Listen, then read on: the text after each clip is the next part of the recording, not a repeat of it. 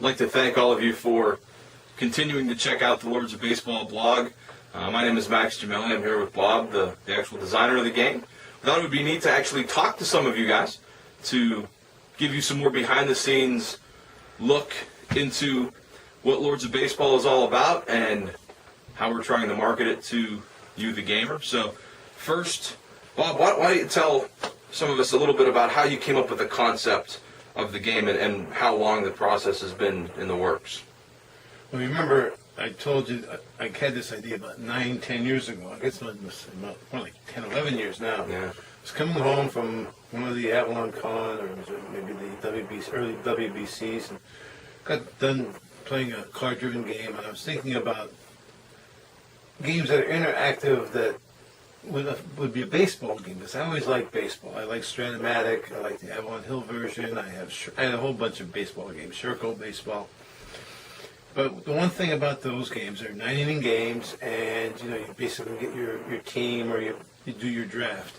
And I thought, what would you do if you had a game, you were an owner, and you had to play with people who retired, and how would you fill them in, and how important the farm system is, because you can see the demise of some teams because they have poor farm systems. Even in the time of free agency, farm systems became important.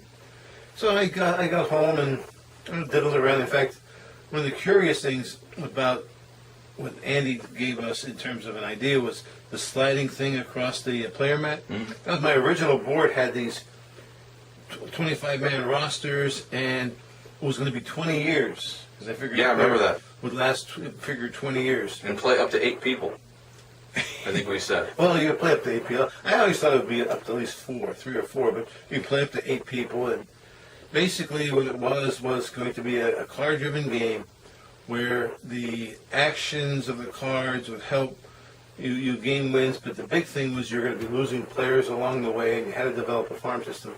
And I put it away for a couple of years, and I'd go to another Avalon Con or a WBC and play another game, and then I get another idea, and I'd go and maybe type some rules up, and that was, then I put it away for a whole bunch of years, and then we were down and we saw Terry's tennis game, which we both liked. Yeah, that was 2010. Well, we both liked that game. I remember, and I told he you asked us to play it. And we're going home, and I said, I had a game on the drawing board. I said, it's not that easy to put together a game. You have to admire Terry on how he put that game together. And you said, what game is that? And I said, it's a baseball game. And that sort of lit a fire into you that you wanted to see it. So I sent you the stuff that was on the computer. But before that, I remember actually playing a game with Terry, and I told him, because this was between us playing the tennis game at the convention, I told Terry that you have to see the game my dad made. You'll be able to test it next year. And I remember telling you after that, we have to get this game in some kind of prototype form by next year. But that's what I told you why. But you saw the game, and you said, oh my God, rewrite all this stuff. I've already posted some of the original drawings and some of the first boards that we had, and you can see we've come a long way from that. If you can imagine, even before that, your rules were like something out of the Stone Age. I think you chiseled it in stone somewhere. Again, and anybody who designs games, I don't care if it's people like Ted Racier who've been doing it for years, or somebody who just jumps in for the first time. Writing rules are not easy because you know what you mean, but people hear something oftentimes or read something different. That's why you see all these questions and answers and erratas coming out, because you find out that things do change with games. And well, in our very first, after we got the game laid out, and the first player mat, which doesn't even look like this. No, this is actually one of the later edition. And this isn't even up to date.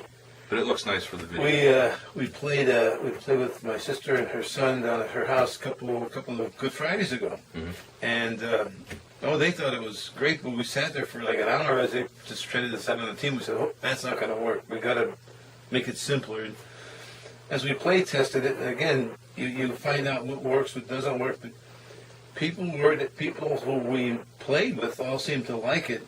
But again, one of the things was the tightening up of the rules. Uh, I think the writing of the rules so people could understand it without us there. And we've actually posted the rules online.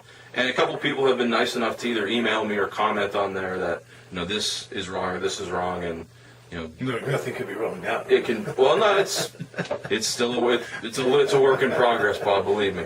The one thing that I wanted to make sure that people were aware of, and I think it's going to be the biggest challenge we'll face marketing this because of the title Lords of Baseball. I think a lot of people might look at it and say, well, what makes it different from Stratomatic? What makes it different from Championship Baseball? What makes it different from all of those other games? And I think it's the fact that it's not a 9-inning simulation at all. There's three I think, major differences. First, it's based upon seasons. You're going to play, and a whole long, there's the early season, the middle season, and the late season of a baseball season, which, if you're a baseball fan, you know that if your team start out strong in the early season, oftentimes falter in the late season. Teams that start out strong sometimes go strong all the way through, and it plays in that kind of a vein. So it's not a 9-inning game. The second thing is there are no name players. There's superstars, there's all-stars, there's regulars, there's the phenom that you can bring up from the minors who might become great, might become a bum. There's prospects. And then there's the thing you have to do is you have to balance. It's a game of balance, which is the third thing that's different. You have to balance how you run your farm system, your front office. You have to hire a manager. It's not as easy of a management resource game in that there's so many different little things that could affect you later on.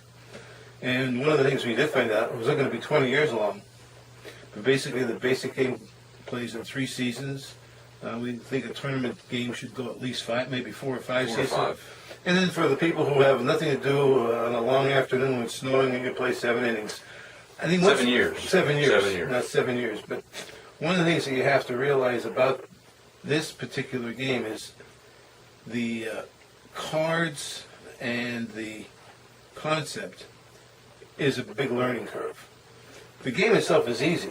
I think it's not a hard game to learn. You're basically trying to score victory points, and that's another difference. You could win the pennant every year and lose the game. We've seen that. And it happens. We've seen people win the World Series or the championship series a number of times, and that's one of the cool things about this game. You talk about multiple tracks to victory, where if someone wants to go for the gold and try to win the pennant every year, that's great. They can score victory points that way.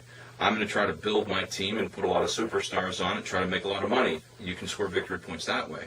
And having that variety, I think, makes the game, I don't want to call it infinitely replayable, but as with any card-driven game, if you mix the cards up a little bit, you're going to have a different game every time. And the other thing that's different about this game, too, is that you play cards against people. It's not a deck-building game where you build all the games to help yourself. You get your 9 cards, and you have to balance using them in the early season, the late season, the middle season, during the off season, and you have cards that can affect you positively. Good cards. And then you have cards that are bad cards, and it's when do I play this bad card? And the other part about it is the cat and mouse part. Yeah, that's a big part of this. And the other part is you can't kill a guy. I mean, you can play one event per phase on him, bad, and 2 op cards that cause him to lose either players or games. But that's all. The worst. Once he has 3 things played against him, he could stay in that phase and play suicide attacker on you.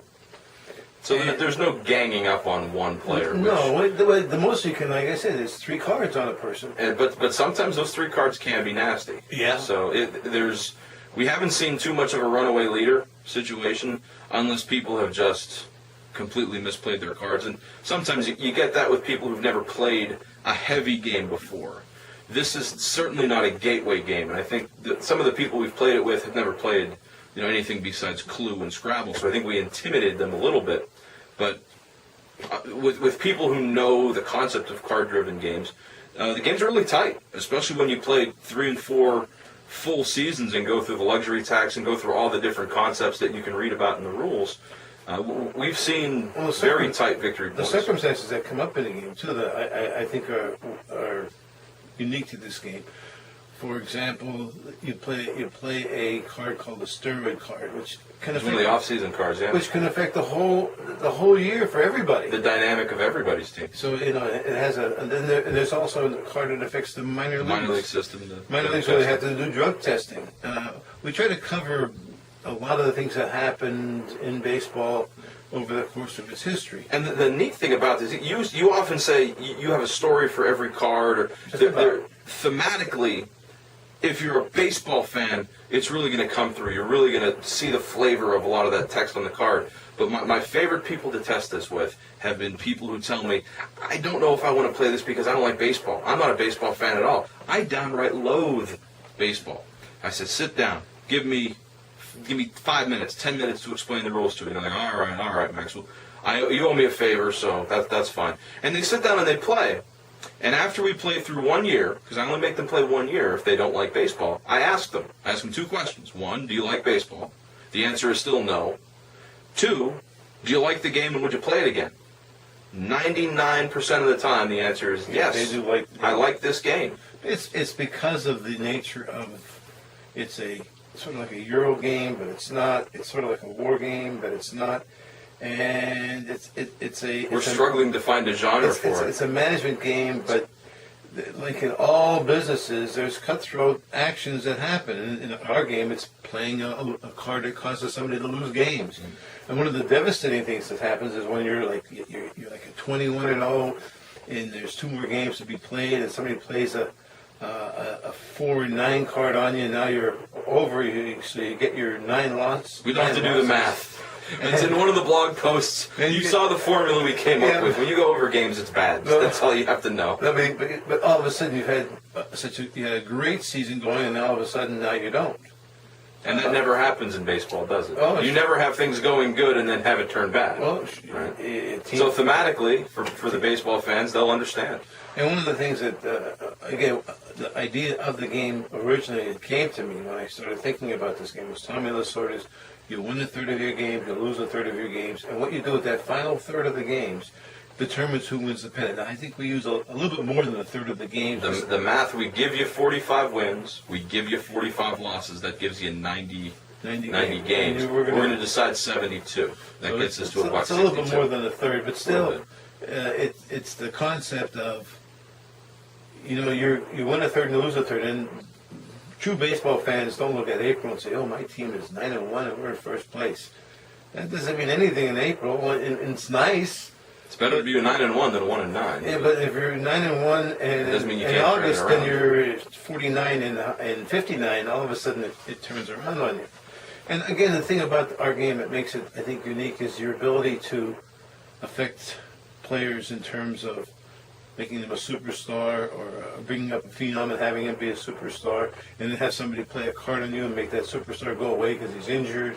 Then there's a card called a training card at some kind. In fact, the last game we played, I played the you tried to hit the leader and you tried to knock a superstar out. Knock a superstar out. He blocked it. And he had the training card, which he had ended up trading for in the trading phase of cards. And that's another thing about this game that we've added as we've play tested, the unique ability to trade players where you could actually do what they do in baseball. You could take the Florida Marlins kind of team, World Series team, and trade it away.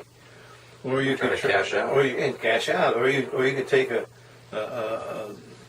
Houston kind of team and try to build it up. And I think it plays pretty well. And one of the things we did find out is if you start with because we give you teams to start with, if you start with a poor team, you're going to start with losing games right off the get-go. And so how you manage that team affects through the whole year. But just to let the viewers know, if you do start with a poorer team and you have a winning season, you're able to score more victory points. And that's again the key of the game, to score victory points, not to worry about wins and losses. And the one thing is, and you're never out of the game in a three-year game, because if somebody gets a big lead, which is something you want to have a lead, but you don't want a big lead because then you're going to have to give up victory points in the luxury tax. The luxury tax. And baseball fans will definitely. And luxury tax is something we all come to know and loathe for fans, but in the game, it tightens the game up between the first and fourth place player and the second and third place player. And it tightens the game down so that even if you finish fourth and you're like 20 VPs behind, that gets compressed down to like 14, which is doable. And then in the second and third years, if you could force the leaders to have losing phases, they lose They victory lose points. VPs, so. So I don't think you're ever not in the game. But again, one of the things that people have to realize is this is a baseball themed game, not a Stratomatic kind of game or a game where you have players that are going to affect the 9 innings. I don't think we even have mentioned 9 innings in the game. I don't Maybe think in a card, but yeah. I don't think there's cards. The theme of the cards are maybe reflective of a You draw 9 cards 9 cards for 9 innings, but innings. that's real. I think that was Actually, you start the game with 10 cards. because of the promotion. And we have a promotion because you're a new team. And one of the things that you have to realize is that, and I think we're still trying to eke that out, is how much money you start with. Like in Monopoly, you start with $200 or whatever you start with in Do Monopoly. you guys still play Monopoly? You know how much you start with? Maybe Like it's 2,000. There's something like that. You put money on free parking. You guys all know what that's about, But, right? yeah. I can't believe you talked about Monopoly in our Lords of Baseball video. But in some games you start with a set amount of money.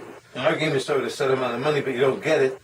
You get your team, and then the math work is already Yeah, done for you you, build and it then you end up borrowing money to get a field manager or a farm system. And again, deciding how to spend your money is... It's different every time, which is one of the things we like about the game, and hopefully it's one of the things you guys will like too.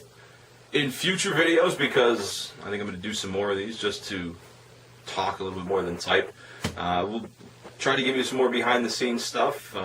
We'll talk more with Bob. We'll talk more with me with some of the design work. We'll talk maybe about some of the cards themselves. Yeah, well, I have some blogs coming up about actual individual cards. They can check those out when the time comes. But thank you for sitting and watching through us. We will see you again the next time. And coming very soon to a place near you, Gridiron Moguls. Did you just push the football game? Yes, I did.